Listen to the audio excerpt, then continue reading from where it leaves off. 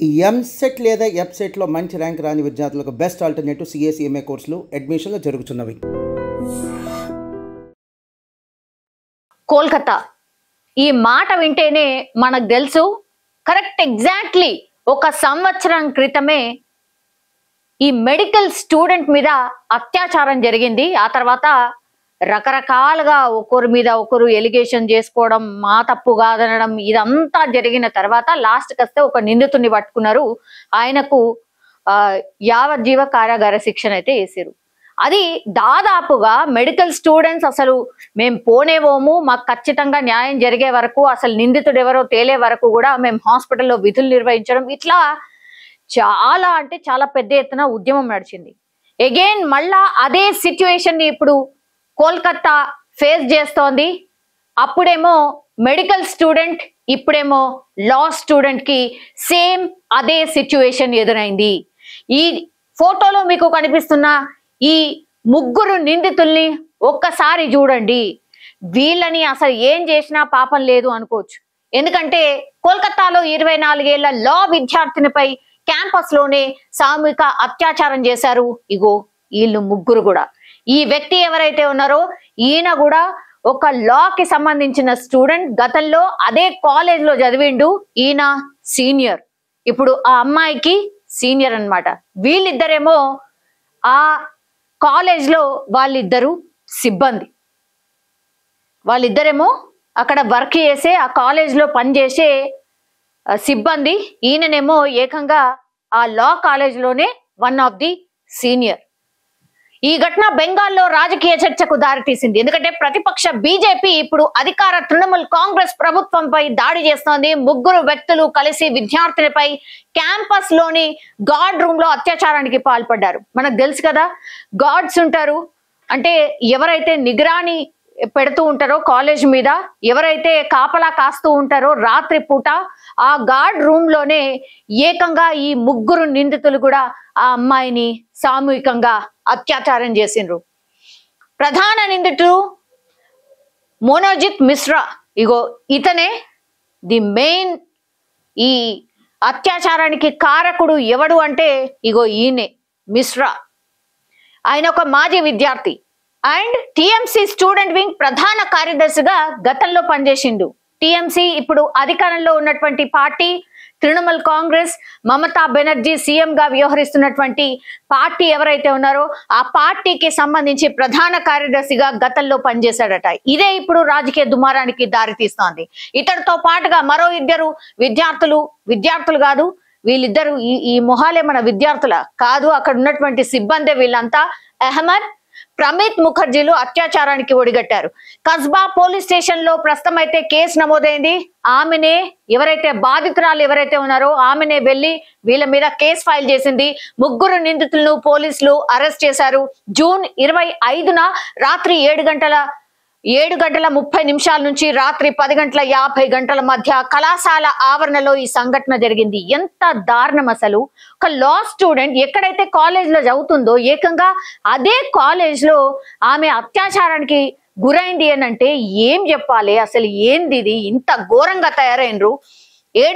రాత్రి 7:30 నుంచి 10:50 పాటు ఈ దారుణమైనటువంటి సంఘటన జరిగింది. ఇగో వీడు అసలైన కారకుడు. సూప్ కైతే ఎవరైనా అనుకుంటారా ఇట్లాంటి ఆలోచనలు ఉన్న వ్యక్తి అని? ఎవరు అనుకోరు. ఇగో ఈ ప్రధాన నిందితుడు వీడు. ఫస్ట్ వీడు అత్యాచారానికి పాల్పడ్డాడు ఈ ఇద్దరిని బయట పెట్టి.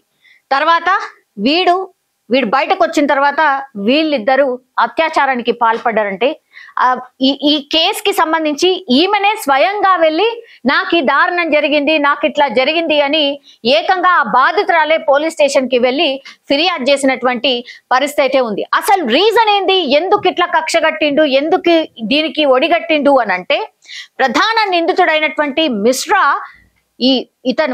మిశ్రా పెళ్లి ప్రతిపాదనను తిరస్కరించినందుకు తనపై అత్యాచారానికి పాల్పడినట్టు బాధితురాలు ఫిర్యాదులో పేర్కొంది.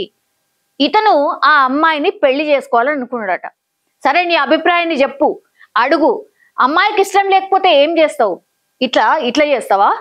ఇంత దారుణంగా అత్యాచారానికి పాల్పడతావా?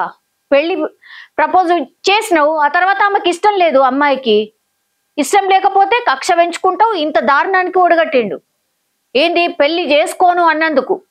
ఏదో సినిమాలు చూసి ప్రభావితం అవుతారు చూడండి, అట్లే ఉంది ఇది కూడా.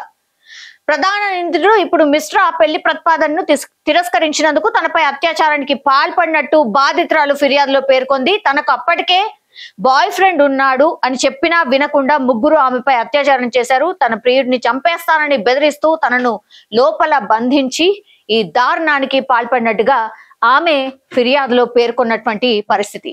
ఇందులో ఆమె ఏడ్చిన, కాళ్ళు పట్టుకున్నా, బతిమిలాడినా కూడా వినిపించుకోలేదు.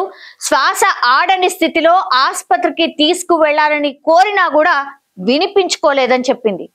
ఎంత ఘోరం అది. ఆమె చెప్పేటప్పుడు కూడా, ఆ కంప్లైంట్ చేసేటప్పుడు కూడా ఏడ్చుకుంటూ పోలీసులకు నేను ఇంత నరకం చూపించిండ్రు, నాకు కాళ్ళు పట్టుకున్నా, వేడుకున్నా, బతిమిలాడినా కూడా వినలేదు, నాకు శ్వాస ఆడతలేదు, నన్ను చచ్చిపోతాను, నన్ను హాస్పిటల్ అన్నా తీసుకెళ్ళండి అంటే కూడా వినలేదు అని అంటే అసలు మనుషుల జాబితాలకు వస్తారా? వీళ్ళు మనుషులేనా? ఇంత దారుణంగా అసలు మనుషులు తయారైతుండ్రు అంటే ఏమనుకోవాలి?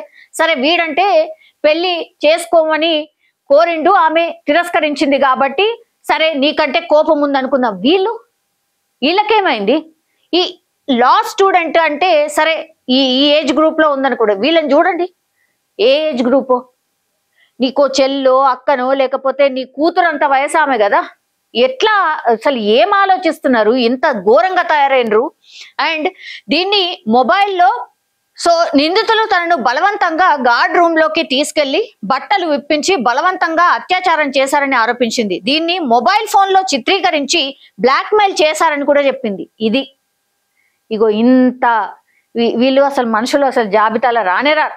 అత్యాచారం చేసుడు గాక ఆ తర్వాత మొబైల్లో చిత్రీకరించడం ఏంది? అసలు మీ పైత్యం ఏంది? మనుషుల రూపంలో ఉన్నటువంటి రాక్షసులు. అసలు వీళ్ళకు ఒక్క నిమిషం కూడా భూమి మీద ఉండడానికి వీలే లేదు. ఇసుంటోళ్ళు అసలు ఏడుంది? పశువుల లెక్కనే ఉన్నారు కదా.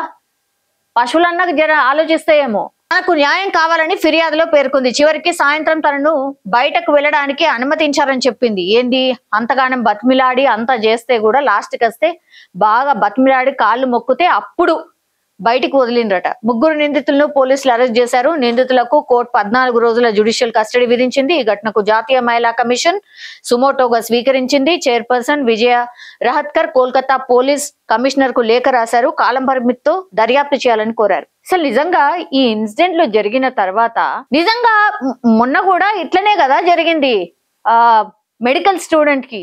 ఇక న్యాయం వచ్చింది, న్యాయం గెలిచింది అని మనం బాగా సంబరాలు చేసుకున్నాం కదా. ఏడ గెలిచింది మరి? కరెక్ట్ సంవత్సరం తర్వాత మళ్ళీ ఈ ఇన్సిడెంట్ జరిగింది కదా. అంటే ఆ పనిష్మెంట్ సరిపోలేదు అనే కదా, మీరు ఎక్కడ భయపడలేదనే కదా.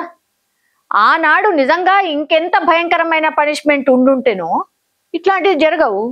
ఇప్పుడు మళ్ళా ఇంకో ఇన్సిడెంట్ జరిగింది, అదే కోల్కతాలో సంవత్సరం తిరగకుండానే జరిగింది. మరి ఏం జస్టిస్ జరిగినట్టు? ఆ అమ్మాయినైతే అత్యాచారం చేసిన తర్వాత చంపేసిండ్రు.